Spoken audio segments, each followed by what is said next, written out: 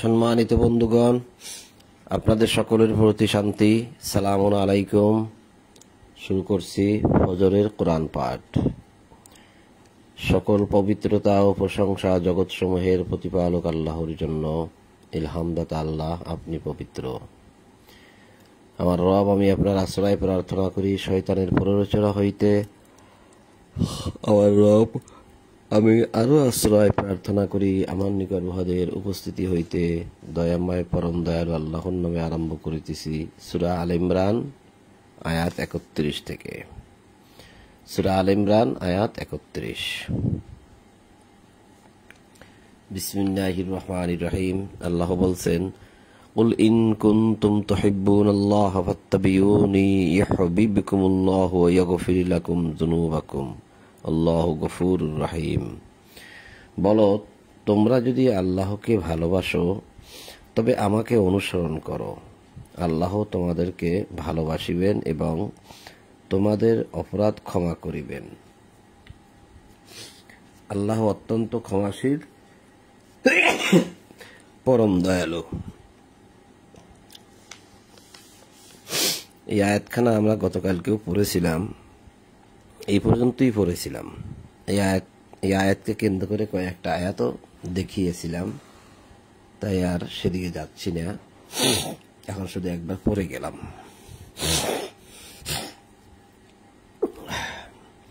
কুল আতিউল্লাহা war রাসূলা fine তাওয়াল্লাউ ফাইন্নাল্লাহা লা ইউহিব্বুল কাফিরিন। বলো, আল্লাহ ও রাসূলের অনুগত হও।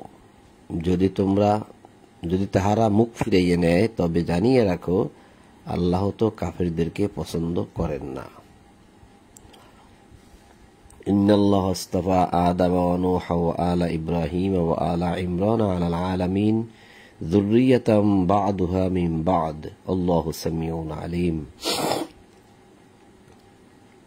বলো, নিশ্চয়ই আল্লাহ আদমকে, নূহকে ও ইব্রাহিমের বংশধরকে এবং ইমরানের বংশধরকে বিশ্ব জগতে মনোনীত করিয়াছেন।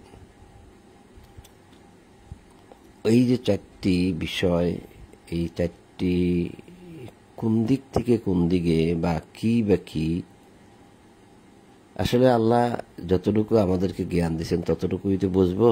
কিন্তু এটা নিয়েও অনেকে অনেক রকম বলেন, কিন্তু আমি কোনোটাই বলতে পারি না। যেরকম আছে আমি শুধু সেরকমই পড়তে পারি। কারণ যদি কোনো কিছু নিজের খেয়াল খুশি মতো বলতে যাই, হয়তো সেটা ভুল হতে পারে। তো যতটুকু আছে যে নিশ্চয়ই আল্লাহ আদমকে, নূহকে ও ইব্রাহিমের বংশধর এবং ইমরানের বংশধরকে বিশ্ব জগতে মনোনীত করিয়াছেন, এতটুকুই। এর বাহিরে যদি কিছু থাকে সেটা আমার জানার বাহিরে। ইহারা একে অপরের বংশধর। এই যে বলে দিলেন একে অপরের বংশধর। আল্লাহ সর্বশ্রোতা, সর্বজ্ঞ। তা আদমের বংশধর নূহের বংশধর ইব্রাহিমের বংশধর ইমরানের বংশধর, আরো যারা আছে সামনে তারা, এরকম আর কি। কারণ এখানে বলে দেওয়া হয়েছে ইহারা একে অপরের বংশধর। আর এর চেয়ে আমি আর কিভাবে বলবো বাড়িয়ে বলেন।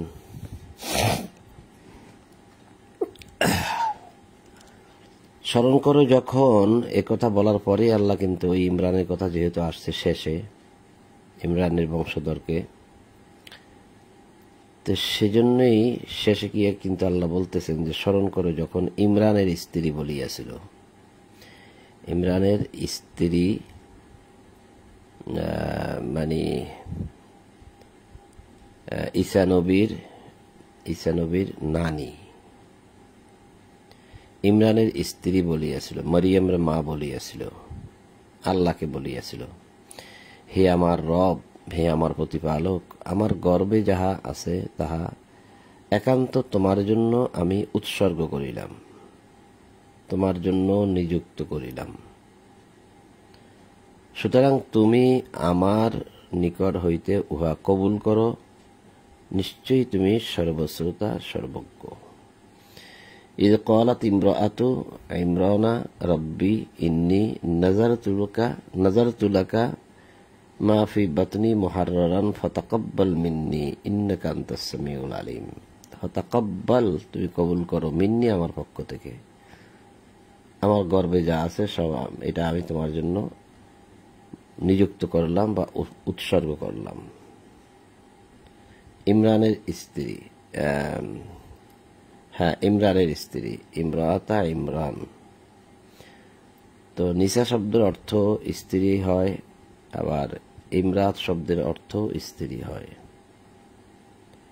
যেমন মুসা নবী মাদিয়ান অভিমুখে বা মাদিয়ান কূপের নিকে বসে সে যখন একটু বিশ্রাম করতেছিলেন এবং চিন্তা করতেছিলেন কোথায় যাবেন কি করবেন, তখন তার কাছে যে দুটি নারী আসলো,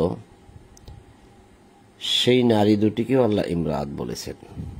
তখন কিন্তু ওই নারীদের বিয়ে হয়নি, মুসাও বিয়ে করেনি। এই জন্যই বলছি যে ইমরাত শব্দের অর্থ স্ত্রী হয় বা স্ত্রী লোক বা মহিলা হয়, আবার নিসা শব্দের অর্থও কিন্তু তাই হয়।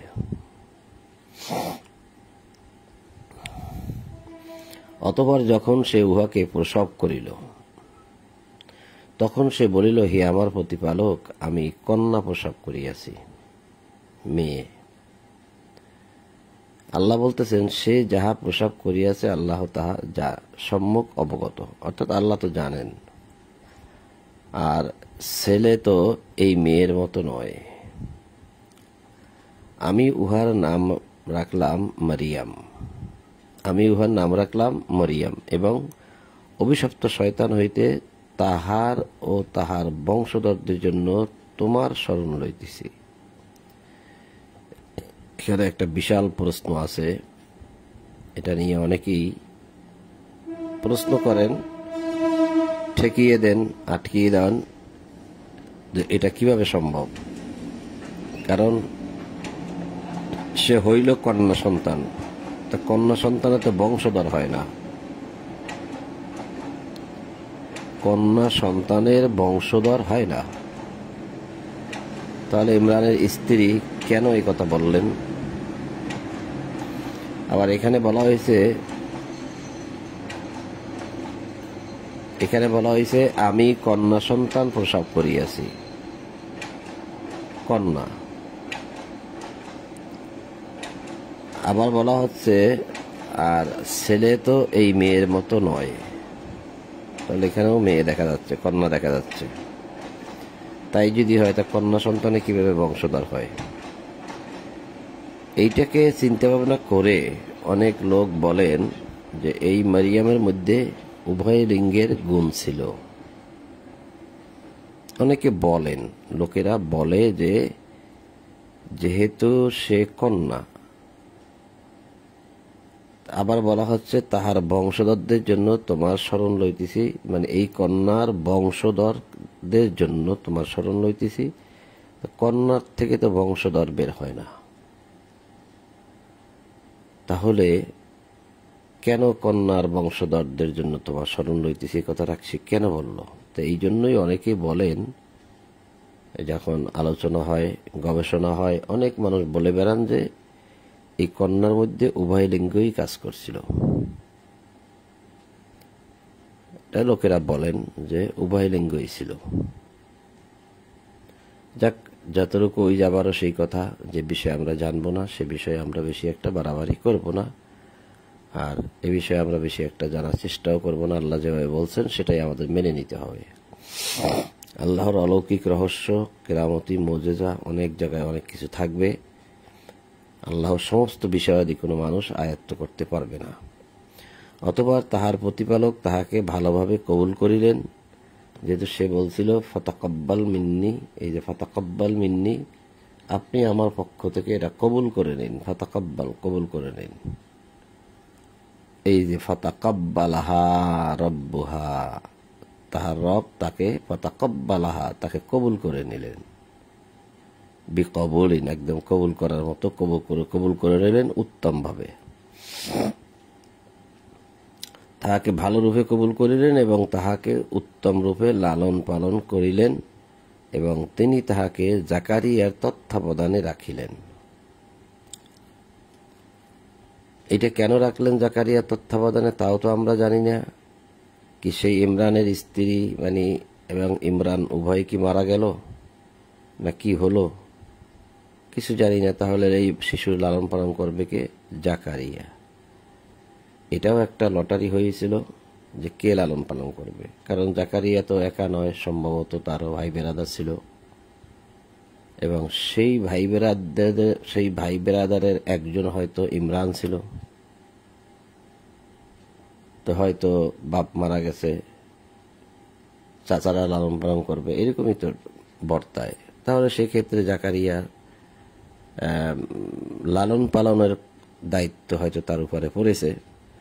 যখনই জাকারিয়া কক্ষে তাহার সঙ্গে সাক্ষাৎ করিতে যাইত, তখনই তাহার নিকট খাদ্য সামগ্রী দেখতে পাইত। এখানে বলাই হয়েছে দাখলা আলাইহা জাকারিয়াল মেহরাব। মেহরাবের মধ্যে যখন যাইত তখন সে সেখানে খাদ্য সামগ্রী দেখতে পাইত। অর্থাৎ জাকারিয়া মরিয়মকে যে রুমে, যে কামরায় রাখছিল, সেই কামরায় যখন জাকারিয়া যাইত তাকে দেখার জন্য, তখন দেখত যে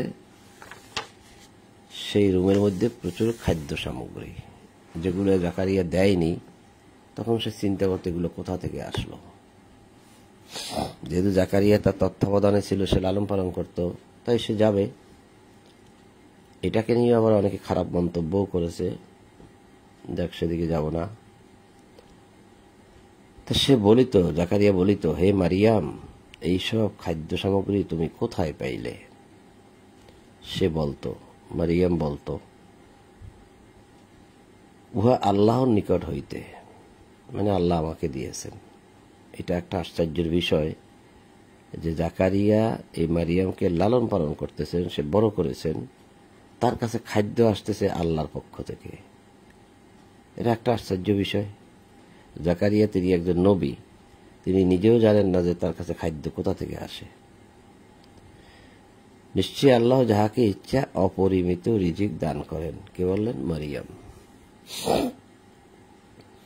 সেখানে জাকারিয়া তাহার প্রতিপালকের নিকট প্রার্থনা করিয়া বলিল, হে আমার প্রতিপালক, আমাকে তুমি তোমার নিকট হইতে সৎ বংশধর দান করো।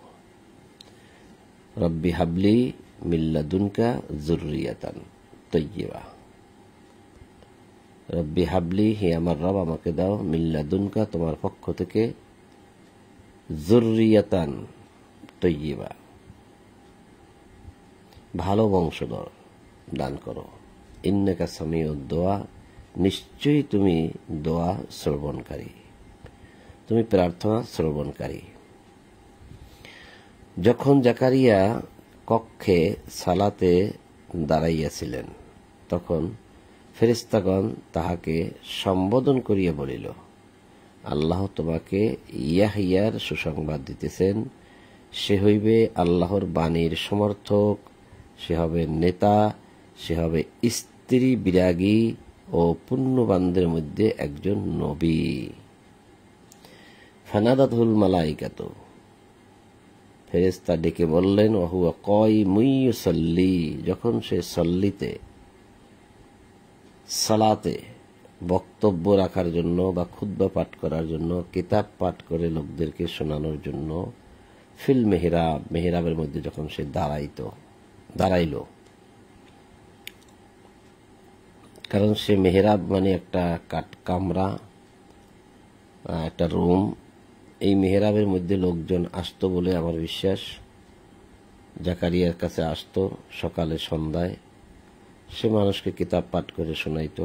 এরকম একটা হবে বলে আমার এই আয়াতের ভাবার্থ দ্বারা বুঝে আসতেছে। সে যে একা একা দাঁড়াইল সেটা আমার কাছে মনে হয় না। অনেকে ভাবেন যে একা একাই দাঁড়াইছে, কারণ আমরা রসুল্লাহকেও দেখেছি, রসুল্লাহ সালাতে দাঁড়াইলেন, তার পিছন থেকে সমস্ত লোক চলে গেল, এরকম আর কি।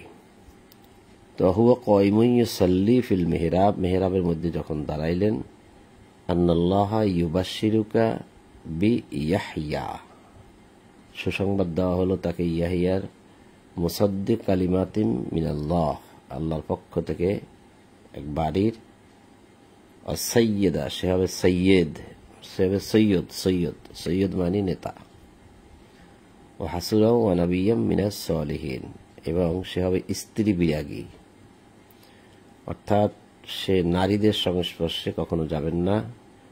ও নবিয়্যাম মিনাস সালিহিন, সালিহিনদের মধ্যে একজন নবী, সৎকর্মশীলদের মধ্যে একজন নবী। قال رب أنى يكون لي غلام وقد بلغني الكبر وامرأتي عاقر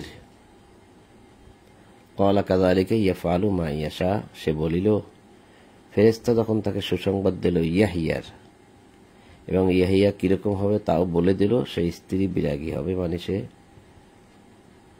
নারীদের সংস্পর্শে থাকবেন না, আর সে হবে নবী। এই কথা যখন আগে জানিয়ে দিল ফেরেশতা, এখন জাকারিয়া বলল যে হে আমার প্রতিপালক, আমার পুত্র হইবে কিরূপে?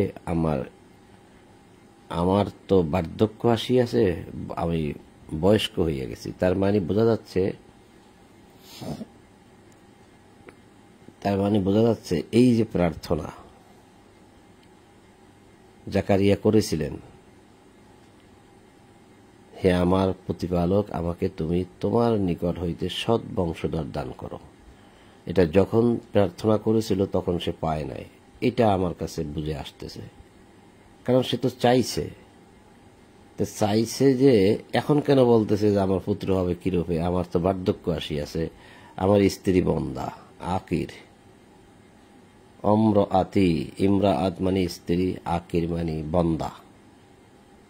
তার মানে গর্ভধারণের একটা সময় থাকে, সে সময়টা বন্ধ হয়ে গেছে, যেটাকে মনোপজ বলে, সম্ভবত বন্ধ হয়ে গেছে। তাহলে বোঝা যাচ্ছে সে যখন চাইছিল তখন কিন্তু হয়নি, তখন সে পায়নি। এমন একটা সময় সংবাদ দেওয়া হচ্ছে তাকে যখন তার স্ত্রী গর্ভবতী হওয়ার ধারণ ক্ষমতা হারিয়ে ফেলছেন, অর্থাৎ বয়স বেশি হয়ে গেছে।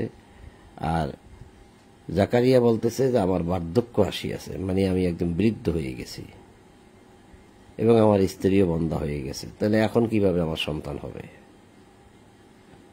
এই জন্যই আমাদের কোরআন পড়তে হইলে অনেক কিছু চিন্তা ভাবনা করতে হয়, যে আল্লাহ কি বলছেন সেটা খেয়াল রাখতে হয়।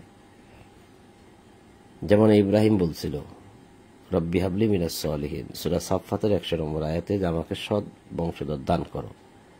কিন্তু সে যখন চাইছে তখনই কি হয়েছে? সে একটা সময় চাইছিল, যাক আল্লাহ কোনো এক সময় তাকে দান করেছিলেন, বিষয়টা এরকম ভাবে বোঝা যায়।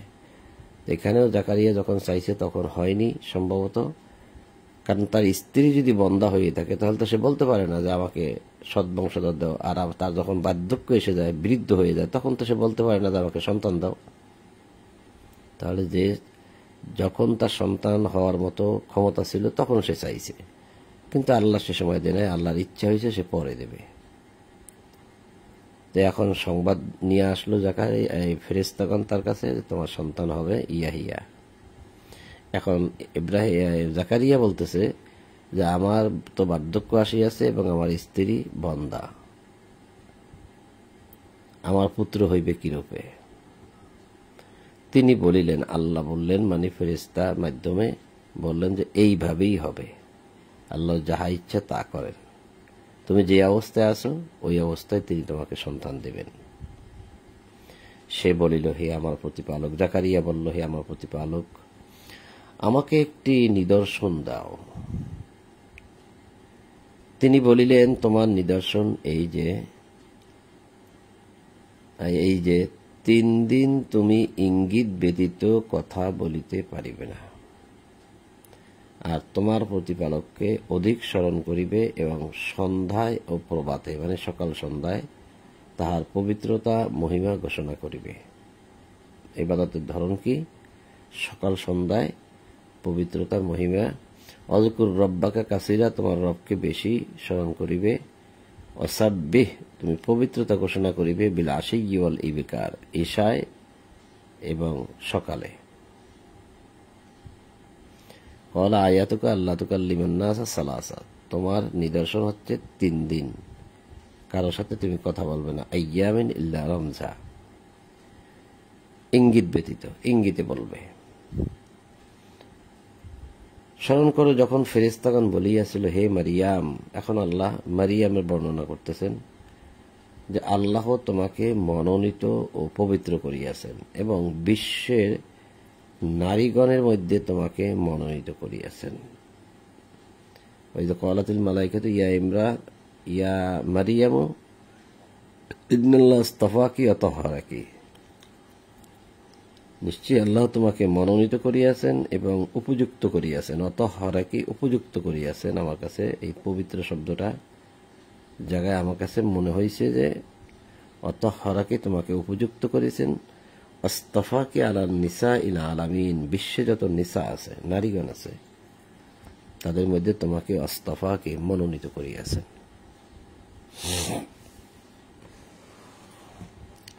তো এখানে আল্লাহ বললেন যে নারীদের মধ্যে মারিয়াম মনোনীত, কিন্তু আমাদেরকে শোনানো হয় বা আমরা শুনে থাকি যে নারীদের মধ্যে মা ফাতেমা শ্রেষ্ঠ। কোন দিকে যাব আমরা? মা ফাতেমা নামে কোন তো মানুষ ছিল বলে কোরআন তো বলেও না, অর্থাৎ কোরআনে তো ওই নামটা নাই, বলেনি। কিন্তু যে নামটা আছে সে নামটা মানুষ কেমন যেন আড়াল করে রাখলো এবং তার ইতিহাস শোনানো হয় না, যাকে আল্লাহ শ্রেষ্ঠ বলে ঘোষণা করল। তারপরে আল্লাহ বলতেছেন মারিয়ামকে, হে মারিয়াম, ইয়া মারিয়াম উকনুতি লিরাব্বিকি, তোমার প্রতিপালকের অনুগত হও, সিজদা করো। লিরাব্বিকি আসজুদি, তোমার রবের অনুগত হও এবং আনুগত্য প্রকাশ করো। এবং যাহারা রুকু করে তাহাদের সঙ্গে রুকু করো। ওয়ারকাই মার রাকিন, তো ওয়ারকাই বিনয়ী হও, মার রাকিন যারা বিনয়ী তাদের সাথে। তাহলে জাকারিয়া ছিল সেখানে নবী এবং তার তত্ত্বাবধানে, জাকারিয়া তত্ত্বাবধানে এসেছিল, তাহলে তুমি তার সাথে বিনয়ী হও। সেও বিনয়ী, তুমিও বিনয়ী হও। সে নরম, তুমিও নরম হও। এবং লিরব্বিকি ওয়াসজুদি, রবের আনুগত্য করো, রবের জন্য আনুগত্য করো, তোমার রবের জন্য। এখন এখানে আছে যে সিজদা করো, এখন এখানে লিখিয়েও দিয়েছে সিজদা করো, করার বিষয়। তো সিজদা যদি করে তাহলে আগে সিজদা পরে রুকু, এখানে কিন্তু তাই পাওয়া যাচ্ছে। কিন্তু এখানে সালাত শব্দ নাই, তাহলে কি শুধু শুধু সিজদা করবে মাটিতে? সিজদার পরে গিয়ে রুকু করবে। এই যে রুকু করো, যাহারা রুকু করে তাহাদের সঙ্গে রুকু করো, তাহলে তো রুকুটা একা একাও করতে পারতেছে না। এই সমস্ত বিষয় আমাদেরকে ভাবিয়ে তোলে, চিন্তা ভাবনা করি যে তাহলে অন্য অন্য সিজদা শব্দ দ্বারা আল্লাহ কি বুঝাইছে, রুকু শব্দ দ্বারা কি কি বুঝাইছেন। তো সেজন্য আমাদের কিছু কিছু কথা বলা।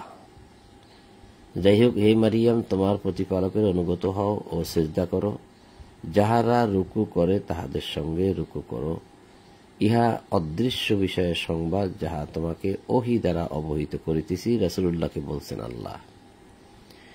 মুহাম্মদুর রাসূলুল্লাহকে এই ঘটনাগুলা শুনিয়ে বলতেছেন যে এই বিষয়গুলো সব অদৃশ্যের, আম্বাইল গাইব, গাইবের সংবাদ, তুমি জানতে না, তোমাকে এই বিষয়গুলো সব জানানো হচ্ছে।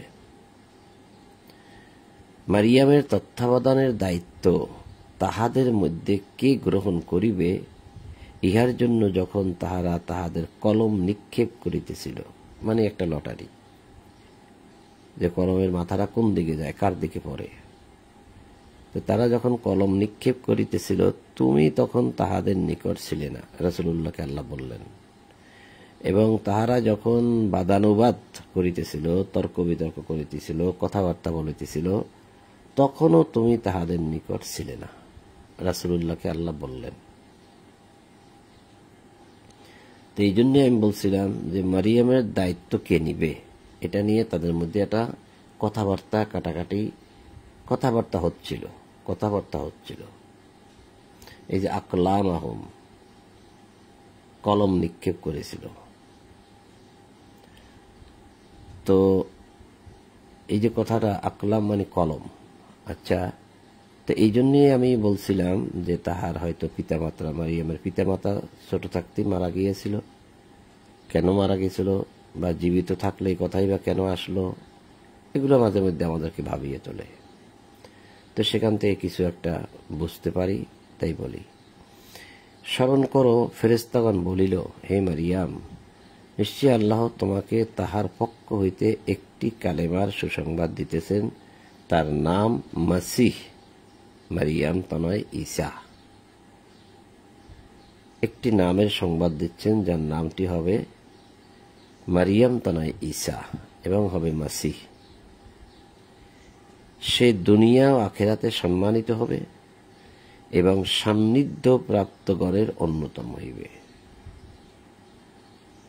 এরকম একটি নামের সংবাদ দিচ্ছে ফেরেশতাগণ মারিয়ামকে। তার যে হবে মারিয়াম, মাসি হবে ঈসা মাসি, সে সান্নিধ্য প্রাপ্তগণের অন্যতম হইবে। সে দোলনায় থাকা অবস্থায় ও পরিণত বয়সে মানুষের সঙ্গে কথা বলিবে এবং সে হইবে পুণ্যবানদের একজন, সলিহীন হবে সে। তো ওয়ুকাল্লিমুন নাসা, সে কথা বলবে মানুষের সঙ্গে ফিল মাহাদি, যখন সে থাকবে মাহাদির মধ্যে, ফি অর্থ মধ্যে, মাহাদি অর্থাৎ দোলনা বা কোলে। এরকম একটা সন্তানের সংবাদ তোমাকে দেওয়া হচ্ছে, তার নাম হবে ঈসা মাসি। সে দোলনায় থাকা অবস্থায় বা কোলে থাকা অবস্থায়, অর্থাৎ মাহাদিতে থাকা অবস্থায় মানুষের সঙ্গে কথা বলবে, আর বড় হলে তো কথা বলবেই। তো এই যে মাহাদি, লোকেরা বলে যে মাহাদি আসবে, তা আমি তো দেখতে পাচ্ছি এই যে মাহাদি আসছে, চলেও গেছে। মানুষ তো এখনো ঘুমিয়ে আছে, মাহাদির অপেক্ষায় আছে। তো মানুষ কোরআন পড়ে না, যার জন্য মানুষ বিষয়গুলো জানতেও পারে না। মাহাদি তো আসলো, চলে গেল, ঈসা নবী কি আছে? ক্বালাত রাব্বি আন্না ইয়াকুনু লি ওয়ালাদুন ওয়া লাম ইয়ামসাসনি বাশার। এখন মারিয়াম বলতেছে, হে আমার রব, আমাকে কোনো পুরুষ স্পর্শ করে নাই, অথচ তুমি বলতেছো আমার সন্তান হবে। আমার সন্তান হবে কি করে? আমার তো বিয়ে হয়নি। তিনি বলিলেন, এভাবেই হবে। আল্লাহ যাহা ইচ্ছা সৃষ্টি করেন, তিনি যখন কিছু স্থির করেন তখন বলেন হও, এবং তাহা হইয়া যায়। কুন ফায়াকুন।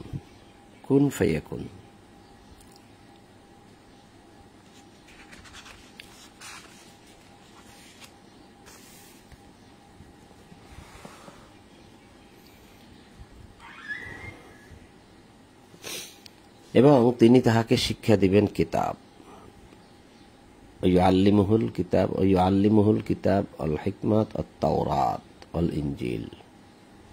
তিনি তাকে শিক্ষা দিবেন কিতাব, হিকমত, তাওরাত, ইনজিল। তাহলে দেখেন ইনজিলের আগে মানে ঈসা নবীর আগে যে মুসা নবীর যে তাওরাত কিতাব ছিল, সেই তাওরাত কিতাবের মধ্যে কি জ্ঞান ছিল, কি আইন বিধান ছিল, সেই সব কিছুই এই ঈসাকে দেওয়া হবে। আগেই বলে দেওয়া হচ্ছে। সে কিন্তু দুনিয়া আসে নাই, ফেরেশতা এসে জানাই দিচ্ছে যে তাকে তাওরাতের জ্ঞান দেওয়া হবে এবং ইনজিল সুসংবাদ, তাওরাত সংবিধান, আইন বিধান তাকে দেওয়া হবে, জানিয়ে দেওয়া হবে সব। তার কলবের মধ্যে, তার অন্তরের মধ্যে সবকিছু জানিয়ে দেওয়া হবে। যেমন রাসূলুল্লাহর অন্তরের মধ্যে কোরআন দিয়ে দেওয়া হয়েছে, ঠিক সেভাবে এই তাওরাত কিতাব সে নিয়ে আসবে অন্তরে ধারণ করে।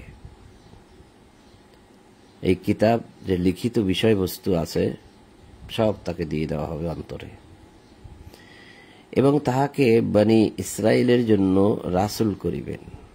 এই ঈসাকে ফেরেশতা বলতেছে কাকে? মরিয়মকে। সে বলিবে, কে বলিবে? ঈসা নবী।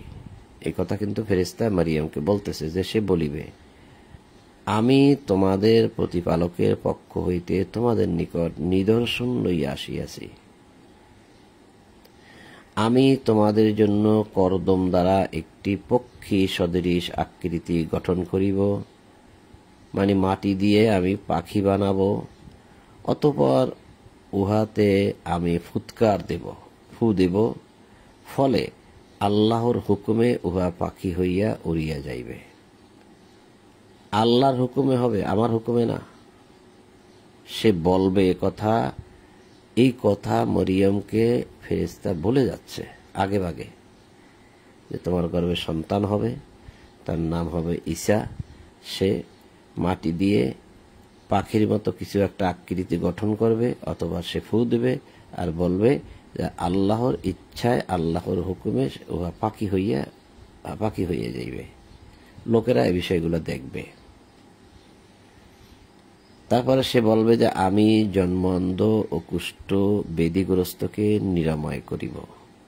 জন্ম থেকে যে অন্ধ, চোখে দেখে না, এবং যারা কুষ্ঠ বেদিগ্রস্ত আছে তাদেরকে তিনি ভালো করিবেন, এবং মৃতকে জীবিত করিব। আল্লাহর হুকুমে, আমার হুকুমে নয়। মৃত মানুষকে সে জীবিত করে দেখাবে, সবই আল্লাহর হুকুমে। তোমরা তোমাদের গৃহে যাহা আহার করো ও মজুদ করো তাহা তোমাদেরকে বলিয়া দেব। সেই কথাও বলবে লোকদেরকে যে হে ভাই সকল, তোমরা কি খেয়ে আসছো আমি জানি, কি রেখে আসছো তাও আমি জানি, কি আহার করো ও মজুদ করো তাও আমি জানি, এ কথা বলবে, বলিয়া দেবে। তোমরা যদি মুমিন হও, বিশ্বাসী হও, তবে উহাতে তোমাদের জন্য নিদর্শন রয়েছে। এই কথা সে বলবে। দুনিয়ায় আসে না এখনো, অ্যাডভান্স আল্লাহ মরিয়মকে সব কথাগুলো জানাই দিলেন যে তোমার মধ্যে এক সন্তান হবে, পুরুষ ছাড়া, পুরুষের স্পর্শ ছাড়াই হবে। এই জন্যই অনেকেই বলেন যে এই মারিয়ামের মধ্যে দুটি গুণ ছিল, একটি নারীর গুণ, একটি পুরুষের গুণ। এটা আল্লাহ তাকে দিয়েছেন। আর সেই জন্যই এই মারিয়ামের মা বলছিল যে তাহার বংশধরকে শয়তানের ওয়াসওয়াসা থেকে রক্ষা চাইলেন।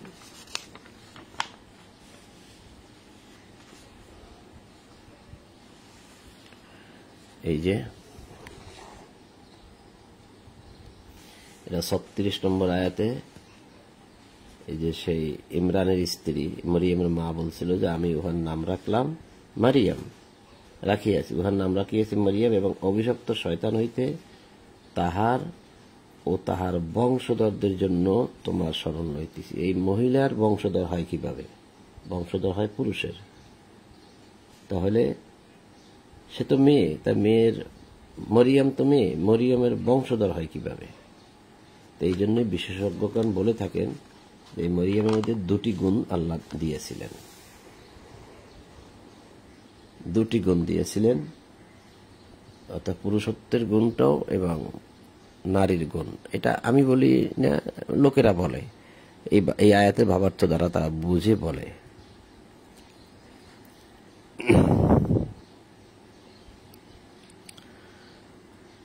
তো সে সন্তান এখনো আসে নাই, আসবে, সে কথা আল্লাহ জানাই দিচ্ছেন ফেরেশতার মাধ্যমে মরিয়মকে।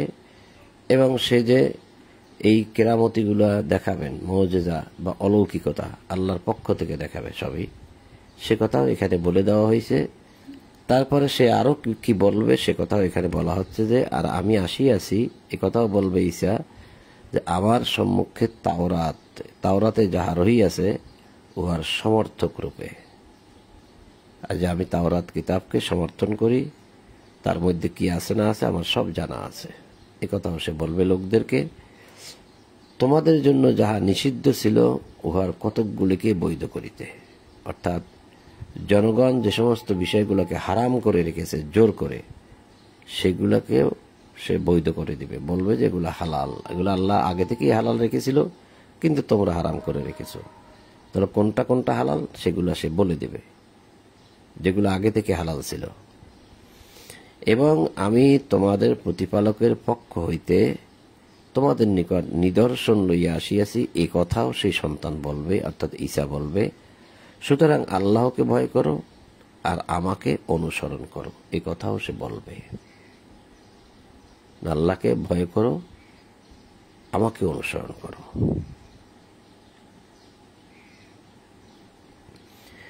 নিশ্চয় আল্লাহ আমার প্রতিপালক এবং তোমাদেরও প্রতিপালক। ইন্নাল্লাহ রাব্বি ওয়া রাব্বুকুম ফা'বুদুহু, তারই দাসত্ব করো, তারই ইবাদত করো। এই ইবাদত করাটাই হচ্ছে সিরাতুল মুস্তাকিম। এই যে হাযা সিরাতুল মুস্তাকিম, এটাই সরল পথ। যে যিনি তোমার রব আমার রব, তার ইবাদত করো, এটাই সরল পথ। এই ইবাদত করাটাই হচ্ছে সরল পথ।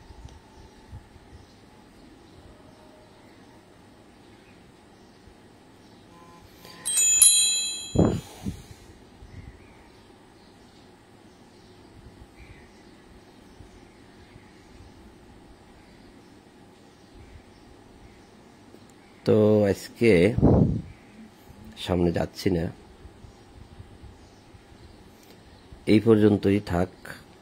যে 50 নম্বর আয়াত পর্যন্ত পড়লাম,